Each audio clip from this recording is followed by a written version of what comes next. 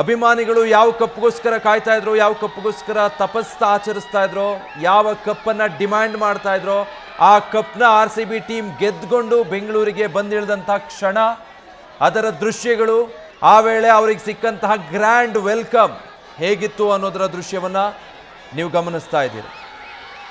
DK Shivakumar ಅಲ್ಲಿ ಹಾಜರಿದ್ದು ವಿರಾಟ್ ಕೊಹ್ಲಿ ಸೇರಿದ ಹಾಗೆ ಇಡೀ ತಂಡವನ್ನು ವೆಲ್ಕಮ್ ಮಾಡಿಕೊಂಡಿದ್ದಾರೆ. ಅದಾದ ಮೇಲೆ ವಿಶೇಷ ಬಸ್ಸಲ್ಲಿ ತಾಜ್ ವೆಸ್ಟ್ ಎಂಡ್ ಕಡೆಗೆ ಆಟಗಾರರು ಹೊರಟಿದ್ದಾರೆ. RCB team. DK ಶಿವಕುಮಾರ್ ಅಲ್ಲಿಂದ ನೇರವಾಗಿ ವಿಧಾನಸೌಧಕ್ಕೆ ಬಂದು ಅಲ್ಲೇನೇನು ವ್ಯವಸ್ಥೆ ಆಗಬೇಕು ಅದನ್ನು ಗಮನಿಸ್ಕೊಳ್ತಾ ಇದ್ರು. ರಸ್ತೆ ಎರಡೂ ಬದಿಗಳಲ್ಲಿ ದಾರಿ ಉದ್ದಕ್ಕೂ ಜನ ಅಂದರೆ ಜನ, ಎಲ್ಲಿ ನೋಡಿದ್ರು ಜನ, ಅಭಿಮಾನಿಗಳು. ಕೇಳಿಸ್ತಾ ಇರೋದು ಒಂದೇ, RCB ಜಯಘೋಷ. ಅದು ಬಿಟ್ಟರೆ ಇನ್ನೇನು ಕೇಳಿಸ್ತಾ ಇಲ್ಲ, ಇನ್ನೇನು ಕಾಣಿಸ್ತಾ ಇಲ್ಲ. ಬೆಂಗಳೂರಿನ ತುಂಬ ಇವತ್ತೇನಿದ್ರು RCBದೇ ಹವಾ. ಅಷ್ಟರ ಮಟ್ಟಿಗೆ ಅಭಿಮಾನಿಗಳು ಹುಚ್ಚೆದ್ದು ಸೆಲೆಬ್ರೇಟ್ ಮಾಡ್ತಿದ್ದಾರೆ. ಇದರ ಮಧ್ಯೆ ಈಗ ಇಡೀ ಟೀಮ್ ಕೂಡ ಬೆಂಗಳೂರನ್ನು ಬಂದು ತಲುಪಿರೋದ್ರಿಂದ ಸೆಲೆಬ್ರೇಷನ್ ಮತ್ತೊಂದು ಹಂತವನ್ನು ತಲುಪಿದೆ. ಅಭಿಮಾನಿಗಳು ತುದಿಗಾಲಲ್ಲಿ ಕಾದಿದ್ದಾರೆ. ಗೆದ್ದಿರೋ ತಂಡ ನೋಡಬೇಕು. ವಿರಾಟ್ ಕೊಹ್ಲಿ, ರಜತ್ ಪಟಿದಾರ್, ಇಡೀ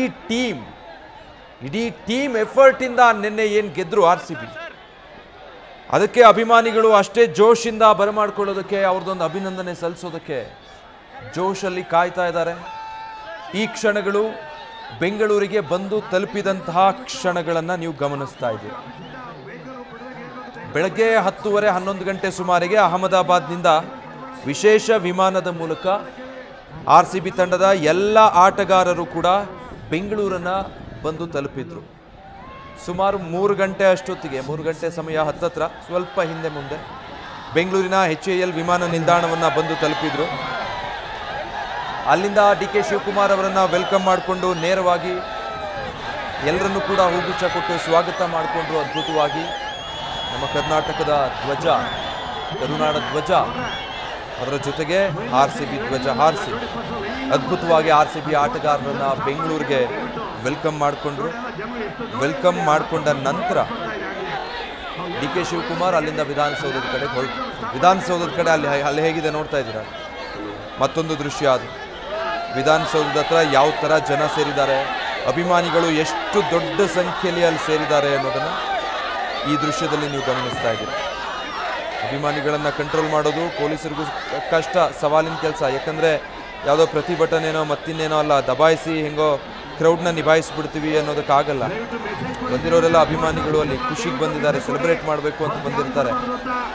ಅವರನ್ನು ಪೊಲೀಸರು ಕೂಡ ಹಾಗೆ ನಡೆಸ್ಕೊಳ್ಬೇಕಾಗುತ್ತೆ. ಹೀಗಾಗಿ ಖುಷಿಲಿರೋರನ್ನು ಅಷ್ಟೇ ನಾಜೂಕಾಗಿ ನಡೆಸ್ಕೊಳ್ಬೇಕಾಗುತ್ತೆ. ಅದೇ ಥರ ಫ್ಯಾನ್ಸ್ ಸಂಖ್ಯೆನೂ ಕ್ಷಣ ಕ್ಷಣಕ್ಕೆ ಹೆಚ್ಚಾಗ್ತಾನೆ ಹೋಗ್ತಾ ಇರೋದನ್ನು ಗಮನಿಸ್ತಾ ಇದ್ದೀರಾ. ಅಭಿಮಾನಿಗಳ ಖುಷಿಗೆ ಪಾರವೇ ಇಲ್ಲ ಅನ್ನೋ ಹಾಗೆ ಆಗೋಗಿದೆ. ಇವು ತಡೆಯೋರೇ ಯಾರೂ ಇಲ್ಲ, ಪ್ರಶ್ನೆ ಮಾಡೋರು ಯಾರೂ ಇಲ್ಲ. ಪ್ರಶ್ನೆ ಮಾಡ್ತಿದ್ದವರೆಲ್ಲ ಇಷ್ಟೊತ್ತಿಗೆ ಸೈಲೆಂಟ್ ಆಗೋಗಿದ್ದಾರೆ, ಊರು ಬಿಟ್ಟಿದ್ದಾರೆ. RCBನ ಅಣುಕಿಸ್ತಾ ಇದ್ದವರು, ಆಡ್ಕೊಳ್ತಾ ಇದ್ದವರು, ಕಪ್ಪು, ಲಾಲಿಪಪ್ಪು ಇದೆಲ್ಲ ಆಗಿತ್ತು ಈ ಸಲ ಸೀಸನ್ನಲ್ಲಿ. ಹಾಗೆಲ್ಲ ಟ್ರಾಲ್ ಮಾಡಿದವರು ಪ್ಲೇ ಆಫ್ಗೂ ಬರದೆ ವಾಪಸ್ ಹೋದರು. RCB ಕಪ್ ಎತ್ಕೊಂಡು ಈಗ ಬೆಂಗಳೂರಿಗೆ ಬಂದಿದೆ. ಇದೆಲ್ಲದರ ಎಫೆಕ್ಟು. ಇಷ್ಟು ದೊಡ್ಡ ಪ್ರಮಾಣದಲ್ಲಿ ಇವತ್ತು RCB ಕಪ್ ಗೆದ್ದಿರೋದಕ್ಕೆ ಅಭಿಮಾನಿಗಳು ಸೆಲೆಬ್ರೇಟ್ ಮಾಡ್ತಾ ಇರೋದು ಸುಮ್ಮನೆ ಅಲ್ಲ, ಖುಷಿ ಇದೆ. ಅಷ್ಟು ಕಾಯುವಿಕೆ ಅದರ ಹಿಂದೆ ಇತ್ತು. ಆ ಕಾಯೋ ಸಂದರ್ಭದಲ್ಲಿ ಏನೇನೆಲ್ಲ ಮನಸ್ಸಿಗೆ ನೋವು, ಬೇಸರ, ಅವಮಾನ ಆಗಿತ್ತು, ಎಲ್ಲದಕ್ಕೂ RCB ಫ್ಯಾನ್ಸ್ ಉತ್ತರ ಕೊಟ್ಕೊಂಡು ಬಂದಿದ್ರು.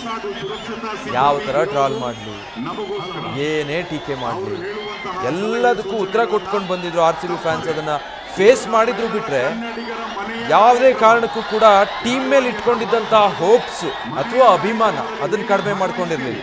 ಅದೇ ರೀತಿ ನಾವೆಲ್ಲರೂ ಸಹ ಈ ಕಾರ್ಯಕ್ರಮದಲ್ಲಿ ಭಾಗವಹಿಸಬೇಕು.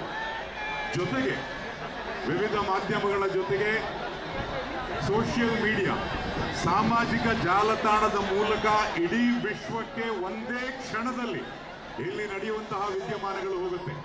ಅಲ್ಲಿ ಕನ್ನಡಿಗರಾಗಿರ್ತಕ್ಕಂಥ ನಾವು ನೀವೆಲ್ಲರೂ